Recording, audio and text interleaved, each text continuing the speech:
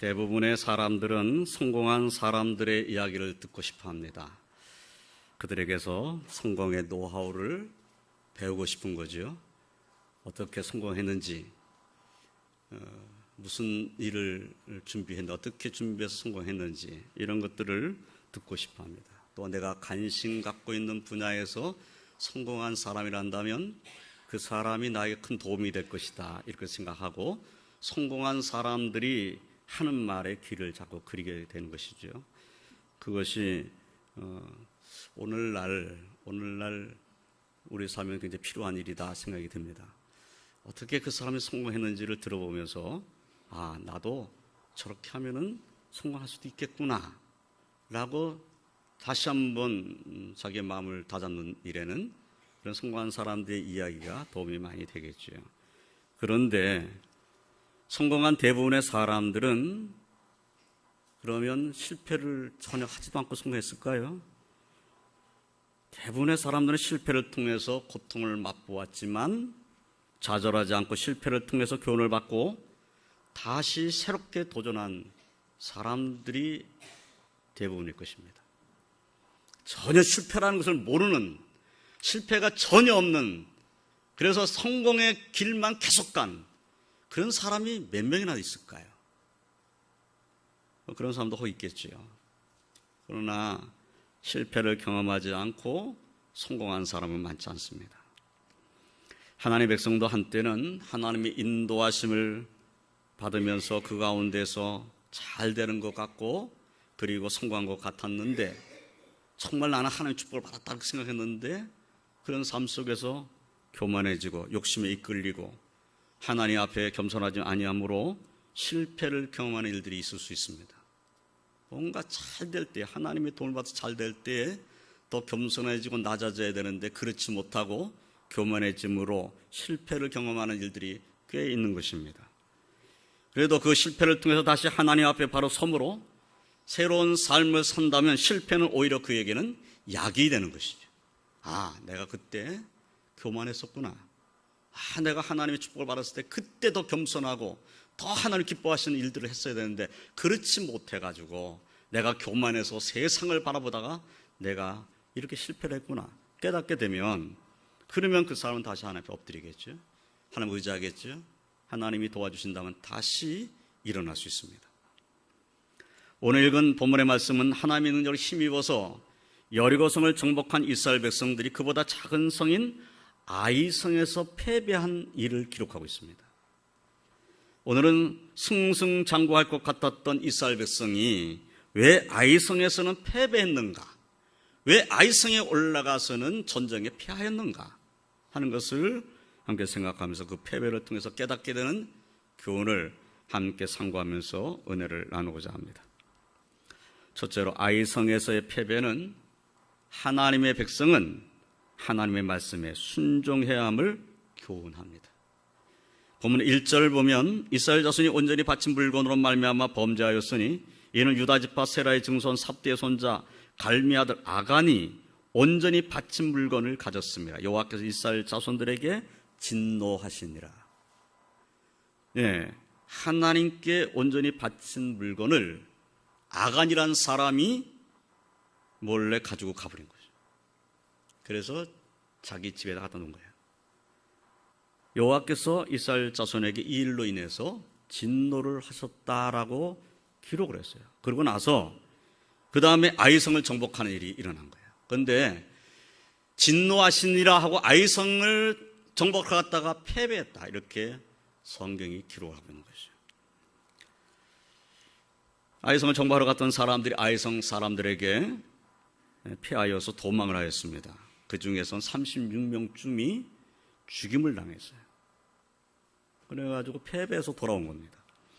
본문 5절을 보면 아이 사람이 그들을 36명쯤 쳐 죽이고 성문 앞에서부터 스바림까지 쫓아가 내려가는 비탈에서 쳤으므로 백성의 마음이 녹아 물같이 된지라 라고 성경은 기록을 하고 있습니다.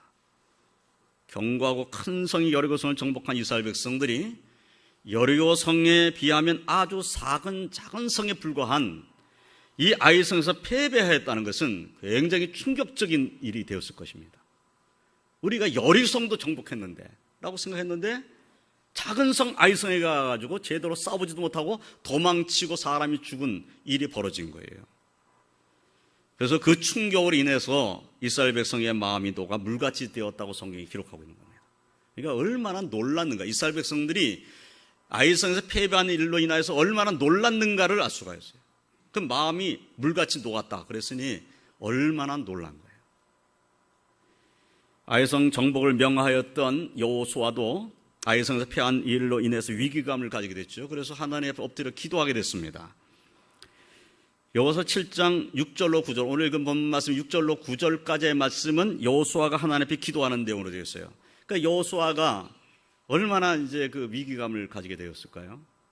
한 번 피한 건데 뭐 이렇게 대단한 일도 아닌데, 그것도 뭐 엄청난 많은 사람이 죽은 것이 아니고 36명쯤 죽었으니까 3,000명이 올라가서 36명쯤 죽었다 하면은 뭐 전사자가 많이 난 건 아니다 이렇게 생각할 수도 있어요.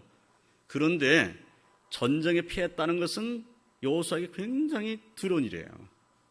왜 그러냐 하면 지금까지 전쟁을 치러서 진 적이 없어요. 이스라엘 백성 다 정복해서 왔지. 그런데 여리고성이라는 큰 성을 정복했는데 아이성은 작은 성에 가서 패하고 돌아와 버린 거예요. 그러니까 어떤 생각이 들었냐면은 여리고성을 정복할 때는 여리고성이 정탐꾼을 먼저 보냈을 때 정탐꾼이 여리고성에 가서 정탐하면서 백성들의 마음이 간담이 녹아내리는 것 같은 그러한 지경이 이뤘다는 것을 알고 돌아갔어요.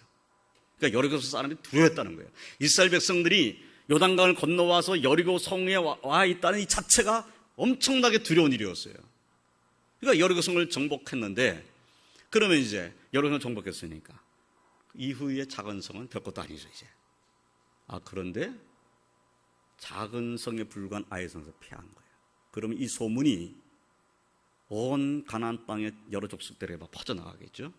전에는 이스라엘 백성들이 지금 여리고성을 정복했다는 소식을 들었을 때 얼마나 두려웠을까요? 아마 아이성 사람도 굉장히 두려웠을 거예요.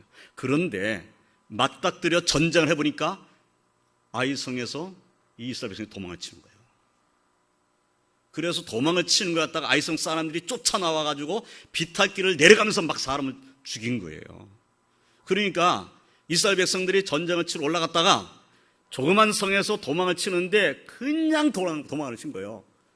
제대로 싸우지도 않고 계속 도망을 치니까 쫓아가면서 죽인 거예요. 그러니까 이 소문이 이제 가나안 땅의 이방 족속들에게 다 전해지겠죠.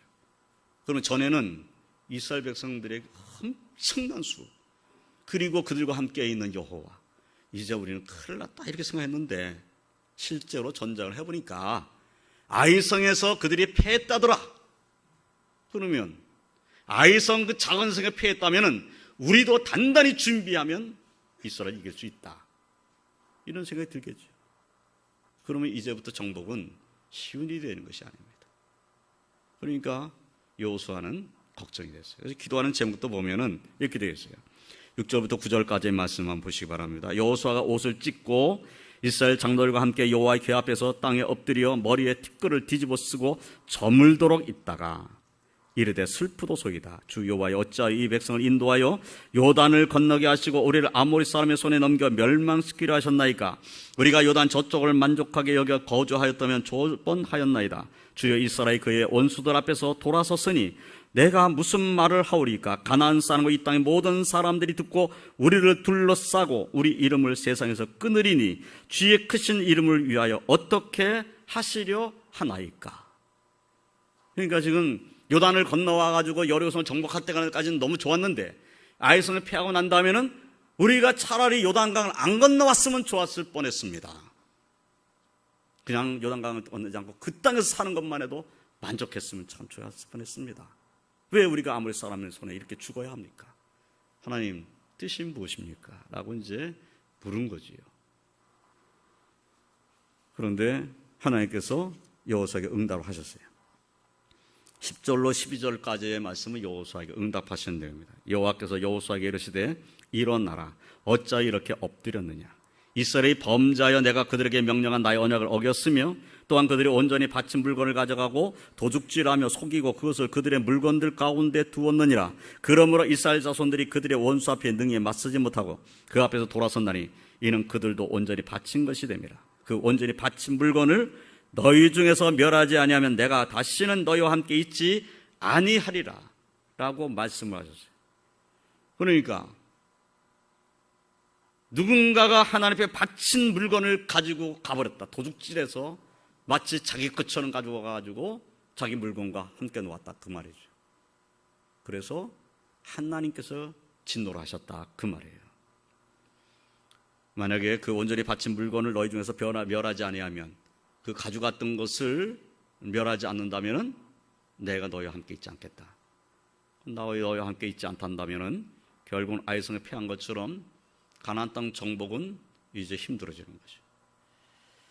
그러면서 또 13절 상반절에 또 명령하셨어요. 너는 일어나서 백성을 거룩하게 하여 이르기를 너희는 내일을 위하여 스스로 거룩하게 하라. 하나님께서 원하신 것은 하나님의 백성이 거룩한 거예요. 거룩한 백성이 되는 것. 그 거룩한 백성이 되려니까 이스라엘 백성 가운데 죄를 없애버려야 된다는 거죠. 죄, 범죄한 자를 이제는 처리를 해야 되는 것이죠.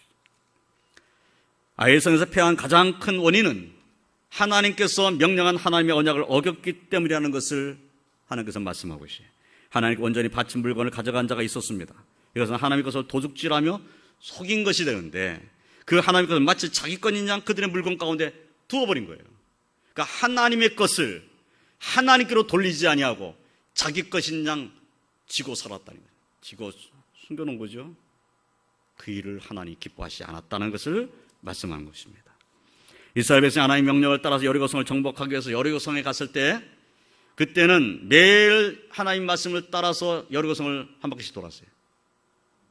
7번 돌았는데 7번 돌 때에 여호수아가 이제 제사장이 7번째 돌 때 나팔을 부르는데 그때 여호수아가 백성들에게 하나님의 뜻을 전한 말씀이 있어요. 여호수아서 6장 16절로 19절까지의 말씀을 보면 이렇게 말씀이 기록되어 있습니다.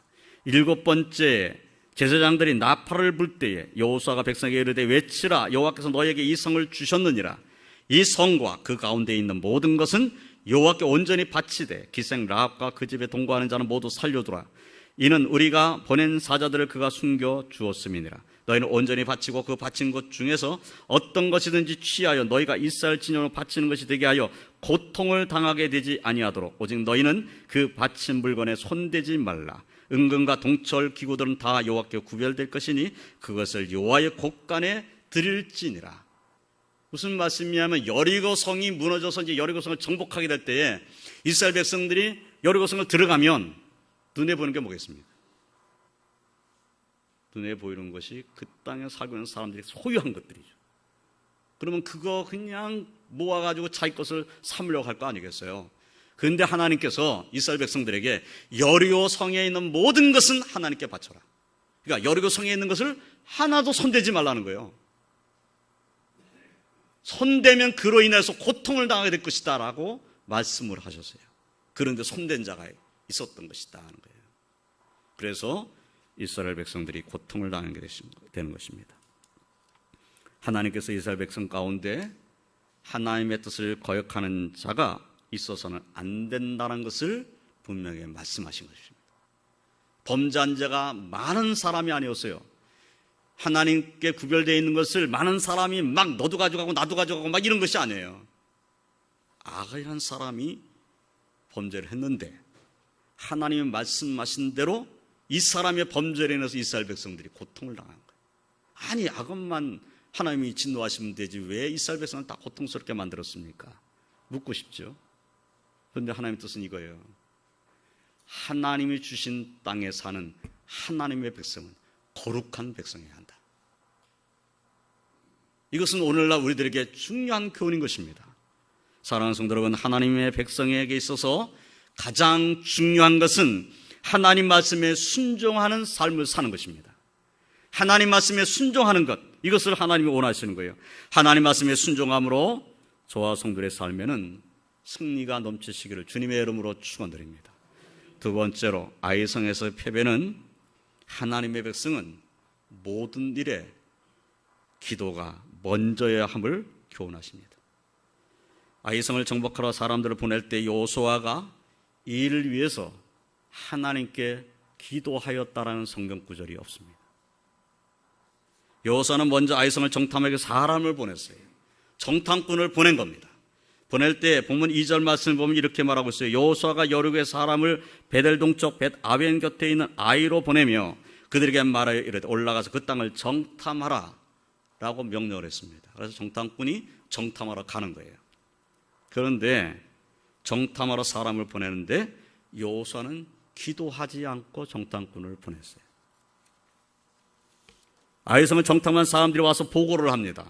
본문 2절 하반절부터 3절까지의 말씀을 보면 그 사람들이 올라가서 아이를 정탐하고 여호수아에게 돌아와 그에게 이르되 백성을 다 올라가게 하지 말고 이 3,000명만 올라가서 아이를 치게 하소서. 그들은 소수니 모든 백성을 그리로 보내어 수고롭게 하지 마소서.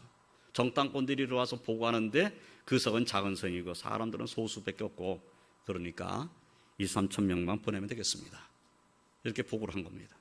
이 3,000명만 보내면 된다. 그러니까 여호수아는 백성 중에서 3,000명을 아이성으로 보냈어요. 그러니까 정탐꾼은 이 3,000명 그랬는데 여호수아는 3,000명을 보낸 거죠. 그러니까 정탐꾼이 와서 보고한 내용의 가장 큰 숫자의 사람을 보낸 거예요. 그런데 아이성 정복에 3,000명을 보내는데 이때도 여호수아는 전쟁터로 나가는 이 백성들을 위해서 기도하지 않았습니다. 하나님께 기도하거나 하나님의 뜻을 물어보지 않았어요. 이렇게 생각할 수 있어요. 가나안 땅을 정복하는 것은 하나님의 뜻이니까 어느 성을 정복하든지 정복하는 건 하나님의 뜻이니까 물어볼 필요 없이 정복하면 된다. 이 생각할 수 있어요. 그런데 하나님 이제 하나님께서 주신 땅에 들어와서 이제 아이성을 정탐하고 돌아왔는데 아이성을 정탐하러 돌아온 사람들이 이 3,000명만 보내면 된다고 하는데 하나님 이제 3,000명을 보냅니다. 하나님 함께 해주십시오. 이 아이성을 정복하고 돌아올 수 있게 해주십시오. 기도하는 게 어렵습니까? 그런데 기도하지 않았어요. 기도하여 했을 법한 때에 기도하지 않았어요. 이때쯤은 기도해야 되는데 이때쯤이면 하나님께 기도하고 물어봐야 할 때인 것 같은데 기도하지 않고 물어보질 않는 거예요.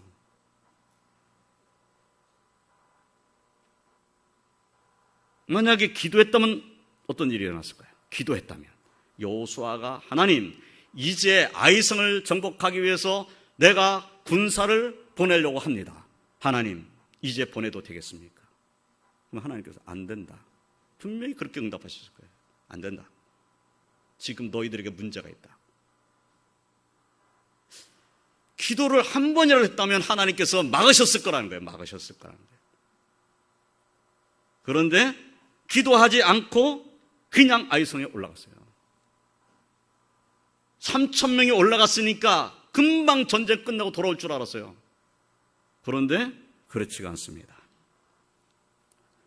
기도하였더라면 이런 일이 일어나지 않았을 텐데, 기도했더라 한다면 여리고 성에서 행해진 범죄를 하나님께서 알려주셨을 텐데, 그래서 그 범죄한 일들을 해결한 다음에 하나님 뜻을 따라서 아이성을 정복하러 나갔다 한다면 아이성은 별것도 없이 그냥 함락했을 텐데 하나님께 묻지도 않고 죄의 문제를 해결하지 않고 올라갔다가 패배해버리고 간 거예요. 그러면 하나님이 잘못한 겁니까? 하나님이 잘못하셨어요?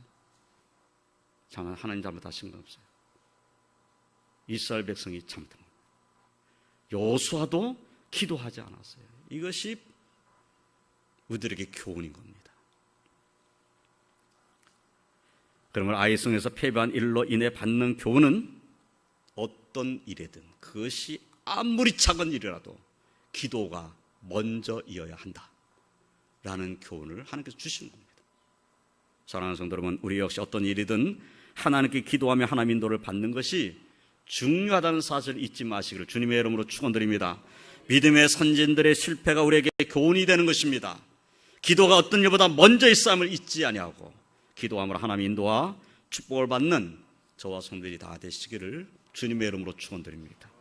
세 번째로, 아이성에서의 패배는 하나님의 백성은 교만해서는 안 된다는 교훈함입니다. 아이성을 정복하러 갈 때 그들은 크고 경관성인 여리고성을 정복해서 의기양양한 그런 상태였습니다. 그런데 여리고성의 정복은 하나님의 말씀에 순종해서 하나님께서 명령하신 대로 행하여 이루어진 것입니다. 하나님께서 그들과 함께 계셔서 하나님의 말씀을 따라서 여리고성을 돌 때에, 그리고 마지막 날 7번째 날에 7번 돌 때 하나님께서 그 여리고성을 무너뜨려 가지고 정복을 하게 하신 거예요.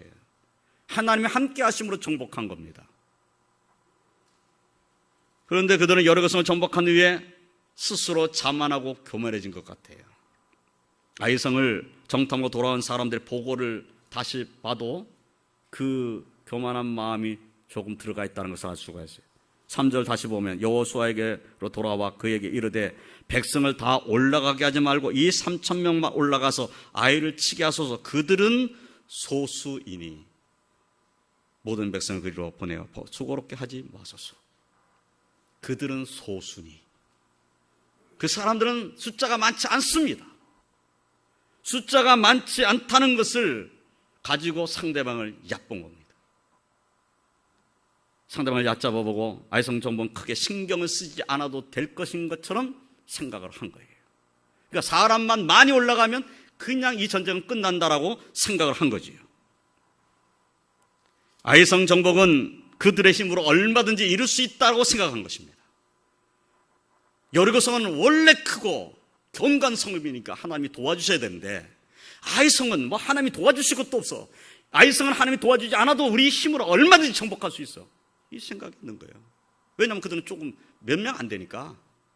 우리가 2,000~3,000명만 올라가면 그냥 무너질 거니까. 여기에는 하나님의 도움을 기대하지 않는 거예요. 내 힘으로 얼마든지 할 수 있다는, 내 힘으로. 이스라엘 백성은 자기도 모르는 사이에 내 힘으로, 우리 힘으로 할 수 있다라는 생각이 들어온 겁니다. 교만해진 거죠. 그러나 아이성에서 패배하고 나서야 깨닫게 된 겁니다. 아이성을 정복하고 그리고 아이성에서 승리하는 것도 하나님이 함께 해주셔야 이룰 수 있다는 것을 패배한 다음에 한 거예요. 그러니까 하나님의 백성은 무슨 생각을 해야 되는가? 물론 내 힘으로 할 수 있는 거 많습니다. 내가 능력도 있고 내가 힘도 있고 이 정도는 내가 하나님께 물어볼 필요 없어. 이 정도는 내가 하나님께 뭐 물어볼 필요 없이 내가 할 수 있어. 뭐 그런 일이 있을 수 있어요. 근데 하나님의 백성은 그래서는 안 된다는 거예요. 아무리 내 힘으로 할 수 있어도 하나님 앞에 기도하고 하나님을 의지해야 된다는 거예요. 이것이 하나님 백성의 본연의 모습이어야 한다는 겁니다. 내 힘으로 할 수 있는 것 같아도 하나님의 뜻은 무엇입니까? 라고 물어볼 수 있어야 되는 거예요. 그런데 아이성의 문제는 하나님께 물어보는 기도도 없고 우리가 할 수 있다고 하는 생각만 있어요. 그러니까 가서 패하는 거예요. 하나님께서 가나안 땅을 정복하라고 하기 전에 여호수아에게 주신 명령을 다시 한번 보면 여호수아가 꼭 잊지 말고 기억할 것이 무엇인가를 알 수가 있습니다. 여호수아 1장 1절로 6절까지의 말씀에 이렇게 말씀하고 있어요. 여호와의 종 모세가 죽은 후에 여호와께서 모세의 수종자 눈의 아들 여호수아에게 말씀하여 이르시되 내 종 모세가 죽었으니 이제 너는 이 모든 백성과 더불어 일어나 이 요단을 건너 내가 그들 곧 이스라엘 자손에게 주는 그 땅으로 가라. 내가 모세에게 말한 바와 같이 너희 발바닥을 받는 것은 모두 내가 너희에게 주었노니 곧 광야와 이 레바논에서부터 큰 강 곧 유브라데 강까지 해쪽 속의 온 땅과 또 해지는 쪽 대해까지 너희의 영토가 되리라. 내 평생에 너를 능히 대적할 자가 없으리니 내가 모세와 함께 있었던 것 같이 너와 함께 있을 것임이라. 내가 너를 떠나지 아니하며 버리지 아니하리니 강하고 담대하라. 너는 내가 그들의 조상에게 맹세하여 그들에게 주리라 한 땅을 이 백성에게 차지하게 하리라 라고 말씀했어요. 그러니까 여호수아에게 무슨 말씀하냐면 이스라엘 자손과 함께 그 땅으로 가는 거예요. 가면 하나님께서 여호수아를 통해서 이스라엘 백성들이 그 땅을 차지하게 만들 것이라는 거예요. 그러니까 너는 담대함을 가지고 가라. 이런 말씀이에요. 이렇게 말씀하시면서 여호수아 1장 7절로 9절 말씀을 이렇게 또 말씀하세요. 오직 강하고 극히 담대하여 나의 종 모세가 내게 명령한 그 율법을 다 지켜내고 우로나 좌로나 치우치지 말라. 그리하면 어디로 가든지 청통하니 이 율법책을 네 입에서 떠나지 말게 하며 주야로 그것을 묵상하여 그 안에 기록한 대로 다 지켜내라. 그리하면 내 길이 형통하게 될 것이며 내가 형통하리라. 내가 내게 명령한 것이 아니냐. 강하고 담대하라. 두려워하지 말며 놀라지 말라. 내가 어디로 가든지 내 하나님 여호와가 너와 함께 하느니라 하시니라. 이 말씀은 무슨 뜻입니까? 가나안 땅을 정복함에 있어서 가장 정말 중요한 것은 겸손함으로 하나님 말씀을 순종하는 것이다 라는 것을 알려주시는 말씀이에요. 하나님 말씀을 순종하여 지키면 형통해야 될 것이라는 거예요. 평탄하게 될 것이라는 겁니다. 그럼 거꾸로 하나님 말씀을 순종하지 않는다면, 하나님 말씀을 지키지 않는다면 어떻게 된다는 겁니까? 평탄하지 못하게 될 것이다. 형통하지 못할 것이다. 그러니까 하나님 백성은 어떻게 해야 되느냐? 하나님 백성은 하나님 믿지 않는 사람들과 같이 살아서는 안 된다는 거예요. 하나님 백성은 하나님을 중심으로 하나님을 의지하고 하나님께 모든 걸 맡기고 하나님의 말씀을 순종하는 삶을 살아야 한다는 겁니다. 이것이 하나님 백성 된 우리들의 삶의 모습이어야 한다는 것이에요. 하나님이 원하신 것입니다. 아이성에서 패배를 통해서 이제 깨닫게 되는 거죠. 하나님 말씀을 순종하고 하나님의 뜻을 따라야 성공하고 승리하는 것이구나. 아무리 작은 일이라도 소홀히 생각하면 안 되고 자만하거나 교만해서는 안 되고 정말 중요한 것은 숫자가 아니라 하나님 말씀에 순종함으로 하나님이 우리와 함께 하시는 것, 이것이 정말 중요한 것이구나 하는 것을 아이성 패배를 통해서 깨닫게 된 것입니다. 저와 성도님들은 모든 일에 겸손한 마음으로 하나님을 의지하며 하나님 말씀에 순종함으로 하나님의 인도하심을 받아서 승리하시기를 주님의 이름으로 축원드립니다. 이제 말씀을 정리하겠습니다. 아이성에서의 패배는 하나님의 백성은 하나님 말씀에 순종해야 함을 교훈합니다. 아이성에서의 패배는 하나님의 백성은 모든 일에 기도가 먼저 이어야 함을 교훈합니다. 아이성에서의 패배는 하나님의 백성은 어떤 일에든 소홀하거나 자만하거나 교만해서는 안 된다는 사실을 교훈합니다. 그리고 무엇보다도 아이성에서 패배한 이스라엘 백성을 향한 하나님의 뜻은 하나님의 백성으로서의 거룩한 삶을 산다, 그 거룩한 백성이기를 원하고 계셨다 하는 겁니다. 하나님께서 본문 13절 상반절에서 기도하는 여호수아에게 하신 말씀, 너는 일어나서 백성을 거룩하게 하여 이르기를 너희는 내일을 위하여 스스로 거룩하게 하라. 하나님 백성은 거룩해야 한다. 이것이 아이성 패배를 통해서 깨닫게 되는 교훈입니다. 이스라엘 백성들은 하나님 말씀을 따라서 죄의 문제를 해결했습니다. 하나님 말씀을 따라서 이제 아이성에 올라갔습니다. 하나님 말씀을 따라서 아이성을 정복하게 됩니다. 저와 성도들은 패배, 실패의 삶이 되지 않기 위해서 하나님 말씀에 순종하고 기도하고 겸손한 자의 삶을 살고 거룩한 하나님 백성으로 사시기를 주님의 이름으로 축원드립니다. 하나님이 우리와 함께 하시면 우리는 넉넉히 이길 수 있습니다. 이 한 주간도 주 예수 그리스도의 은혜 가운데서 승리하는 축복받는 저와 성도들이 다 되시기를 주님의 이름으로 축원드립니다. 기도하겠습니다. 하나님 감사합니다. 저희들을 사랑하시는 하나님, 오늘 말씀을 통해서 아이성 패배의 교훈이 무엇인가 다시 한번 깨닫게 하시니 감사합니다. 하나님 말씀에 순종하는 삶이어야 한다. 기도가 먼저여야 한다. 하나님 앞에서는 겸손해야 된다 하는 교훈을 받습니다. 주님, 우리의 삶에도 이 말씀을 기억하고 하나님 뜻을 따르는 자의 삶이 되게 하여 주시옵소서. 그래서 그 삶 속에서 하나님 인도를 받으며 하나님 함께 하신 그 은혜와 축복 가운데 승리의 삶을 살 수 있는 저희를 다 되게 하여 주시옵소서.